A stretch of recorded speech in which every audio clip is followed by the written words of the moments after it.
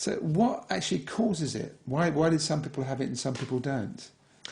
Well, it's still not known for absolute certain, what causes it. I mean, there is a strong school of thought that it's genetic, and that it probably misses a generation, so it comes from a grandparent or a great-grandparent, and perhaps they had a depressive disorder, and genetically that's tweaked into that.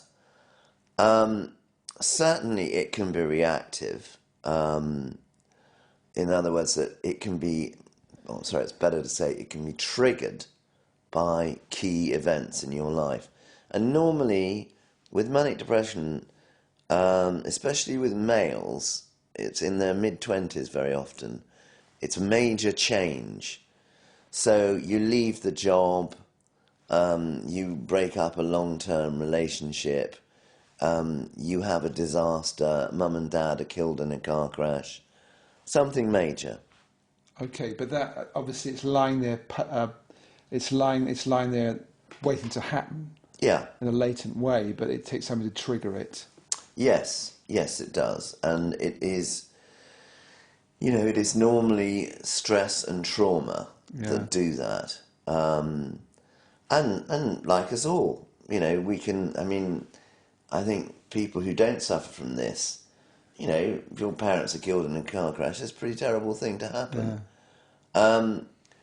But it's not going to trigger off the illness, but it does obviously. Manic depressive. So, at what point were you in your life when you first realised what you had? You had a classification, if you like, as a bipolar disorder, manic depressive. Had you been through a lot of these ups and downs? You probably had. Well, no, I'd had a few ups and downs in my life up to the age of 25, but I'd had a fairly successful time. You were in the music business, in the record business. Yeah, that's right. And it was at a time where I think if you were fairly successful, it was also accepted that you could be quite eccentric, and you could let's not put too fine a point on it. You could drink, and for me, drinking was a very good thing. I mean, it was a way of pumping myself up in those days, but it was also a way of masking anything too difficult. So if something became quite painful, well, alcohol was a very good way of anaesthetising that. And I mean, basically, how did I first become aware of it? Well, I first became aware of it when I ended up in the Priory Hospital, and that was when it was the original Priory Hospital, which was in 1982 or something like that, which was more like a very worrying health farm for unwanted relations, I think, of various nationalities. So what were the events that led up to that? Oh, well, how do I summarise that? Well, basically, in a nutshell, I had left quite a successful job, and I'd set up a new company with a friend of mine, good friend of mine. We were going to set up a new, fantastic record company. My mother had died about 6 months previous to that, and we'd been pretty close. I'll just say that as a caveat.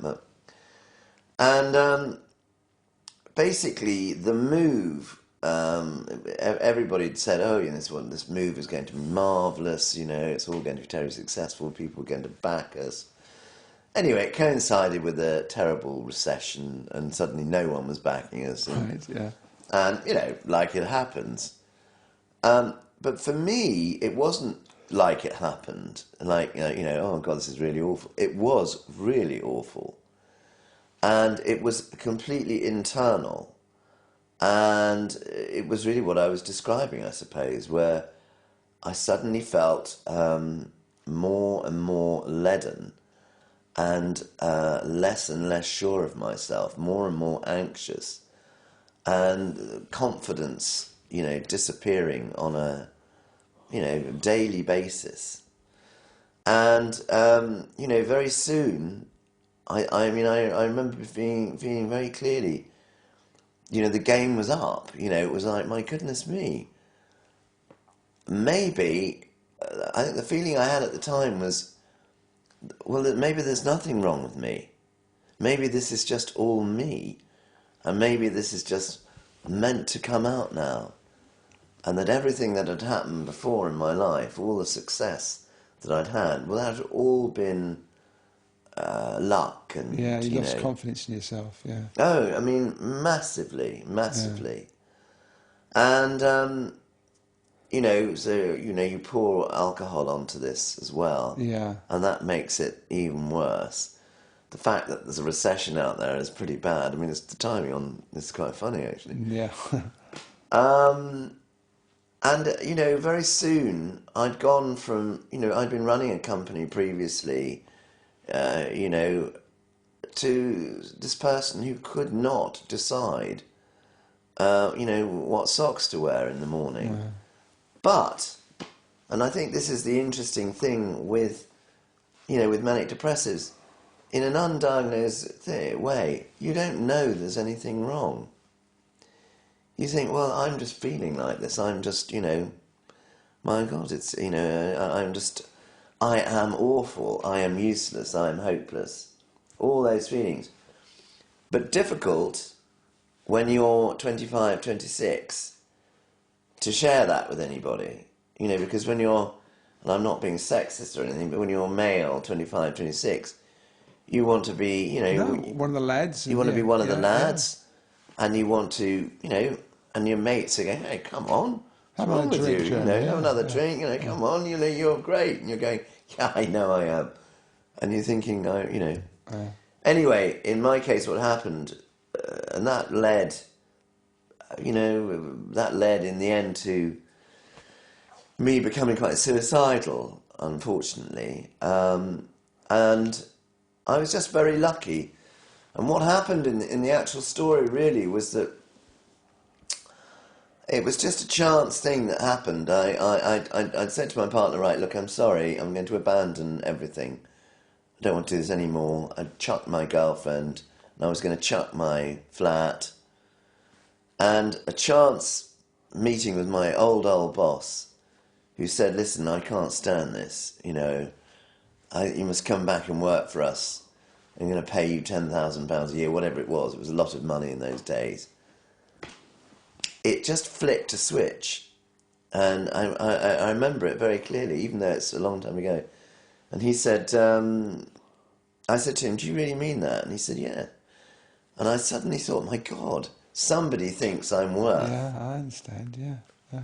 And within a matter of weeks, I was back and I was working 14 hours a day. I was running around town, seeing groups, all over the place. I was signing this, I was doing that. I was on a, rampage to make up for all the lost time. Yeah. And in the end, what happened was, everyone, of course, was delighted. And it was only my girlfriend, who had been a nurse, who said, I'm not sure that you are you, actually, that you are totally you. Something's funny. Anyway, and when you're in that state, when you become in a manic state, you get quite bossy and quite bolshy. So I just said, look, just get out of my face.